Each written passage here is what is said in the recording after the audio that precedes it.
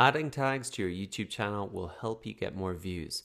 By telling Google what your YouTube channel is about, you'll have a much better chance of appearing in the search results or in those suggested videos.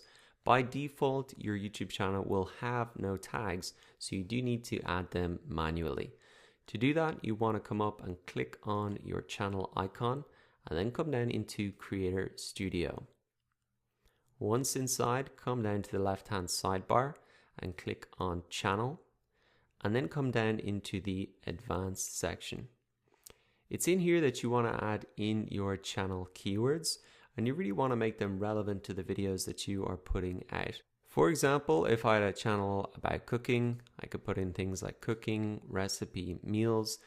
Each keyword that you put in, you want to separate by a comma. Nothing needs to be capitalized.